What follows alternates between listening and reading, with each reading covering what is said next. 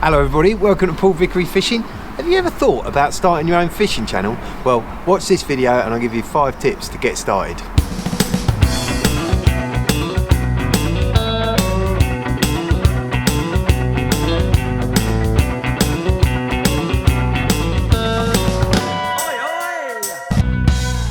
Right, tip number 1.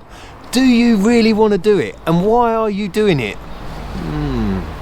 This one needs thinking about before you dive deep into loads of time, loads of effort and loads of frustration. So yeah, time, energy and effort. And why do you want to do it? You know, it takes a lot of time and effort, and you need to commit to doing videos regularly, and it needs to fit into your life to be able to do it, because there's no way you're going to be able to quit your work and get paid for it full time, not in a long time. So why do you want to do it? Is it just for your ego, or is it just for the joy of making videos? I partly do it for documentation of all my fishing trips, and making a video in itself becomes a pleasure. There's times where I go out I really enjoy it, there's times where I go out I don't enjoy it, but I do enjoy the whole process of learning and experience.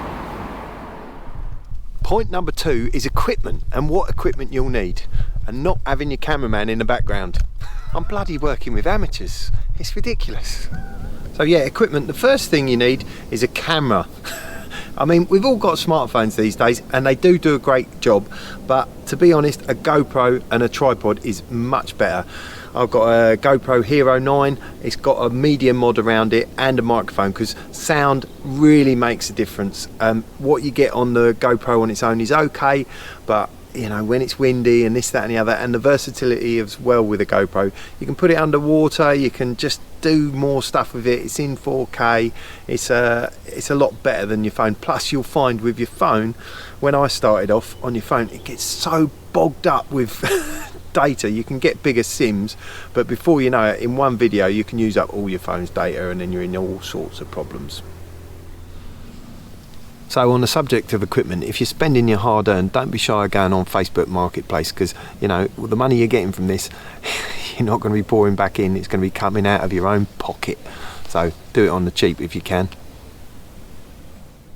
So you've purchased your new GoPro and you're looking around with it. Take your time to go through all the settings. The really helpful one is hindsight. On fishing videos, hindsight is brilliant. You can do 15 or 30 seconds.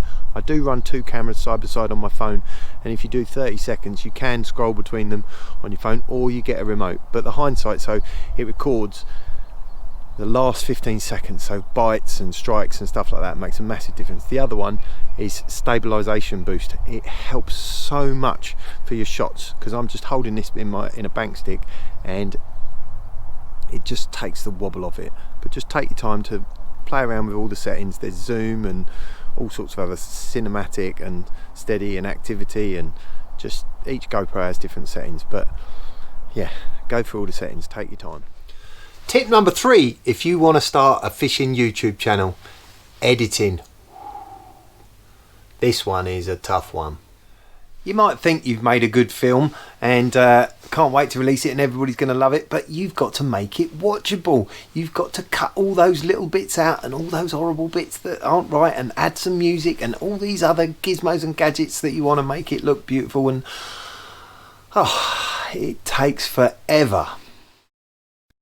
The other thing with editing, when I was saying earlier, touching on, if you're using your phone, you'll run out of space in no time. You'll bung your phone up forever. And also making backups and editing out little chunks, so that if you make a cock up, you haven't got to edit the whole lot. So make little chapters, do little bits of work at a time, because you can end up staying up all night sitting there editing. And also just keep it simple, stupid. Just don't over edit. It's great to be creative, and it's a very creative medium. You can do all sorts of things with it, but to do those things you might have, I just want to add this little thing in here, and it can take you 4 or 5 hours. That's an exciting part of learning. But if you want to be just making progress, just try little bits at a time. Don't overcommit, otherwise you'll burn out. Editing is the thing that will burn you out. And I'll tell you a thing here now. I had a point last spring where a Furnace Brook video great video. I had a lovely time, and I had 2 cameras and I was getting all excited, and I took forever to edit, and it got 300 or 400 views, and I put so much time and effort to it, and I'd reached a crossroads with the channel where I just couldn't dedicate that much time to editing. So I then approached Paul, and if you have somebody else who wants to get involved with you, that will definitely make your journey easier. On receiving the files from Paul, I have to go through all of them to find out the good ones and the bad ones. The video software I use is called VideoPad, available as a free download from NCH Software. You can pay for the more pro version, which I use, but the free version is actually very usable. The editing software itself is fantastic. The only grievance I've got about it is the screen is actually still very small. It'd be nice if I could get a bigger screen just to see what I'm editing. By using crossfades and edits, we finish up a more pleasurable video. Then we compile parts into chapters, which are usually in between 2 and 3 minutes long. Then put them all into a composite file to create the finished video. Shh. Paul doesn't like rooks or crows, so I quite often insert a file over the top of something that's not quite right in the sound department, like this.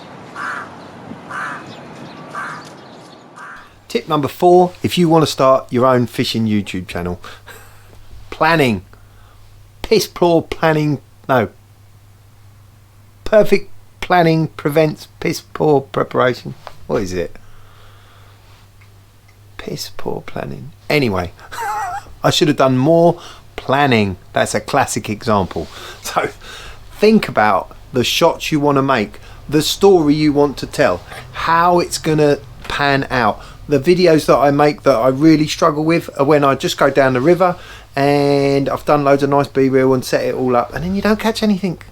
It's really, really difficult. The easiest videos that I've made have been like, we're going to do this, we're going to do that, we're going to do that. Like the 5 things to catching fish on a small river. It was so easy. I'd already laid out 5 things to do.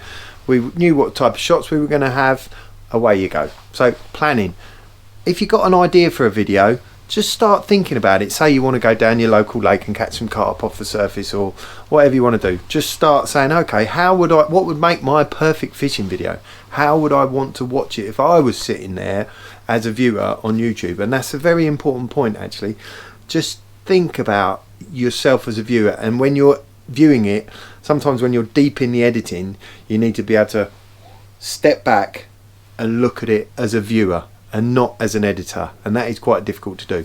But yeah, how would you like to see a fishing video? Make notes, what shots you want to do, how it's going to come together, what would make the perfect fishing story for somebody to watch. So planning. Perfect planning prevents poor performance. Give a lot of time and thought into your video and it will be loads better. Point number 5 for starting a YouTube channel: location. Very important to pick location. Like where I am today, beautiful spot, nice and quiet, not going to be disturbed by people, and making sure that you can actually fish it, and the club that you fish it, they're quite happy for you to put YouTube videos out, because weirdly enough, whether they want everybody else to know that there's good fishing in there is a totally different matter.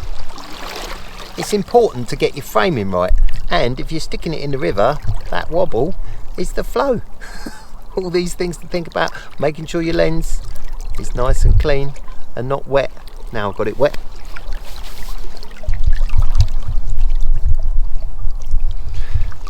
There you go. It's well worth just taking a cloth with you just to keep it clean. Also, when you're talking about framing, what else is in the picture? Try and think from the viewer's point of view. That's the biggest tip in all of this. To be successful, you've got to look from the viewer's point of view. When it comes to your trophy shots, just take your time with the fish. Don't rush it, just let people have a look at it and see your fish, because it can take you a long time to make that video, and sometimes you only need one fish. So when you get your fish, just take your time with it.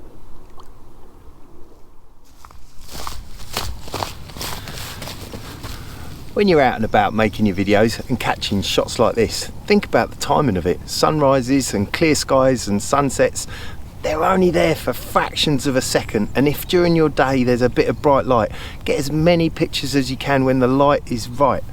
You know, bright is right and dark is off the mark. But yeah, just take your time because shots like these make it really enjoyable. You know, it's a pleasure to be out there capturing these sort of moments, and that's partly why we go fishing, isn't it? The most important thing to remember about it all is just enjoy the process. Don't get too hung up on success or failure, and just keep going.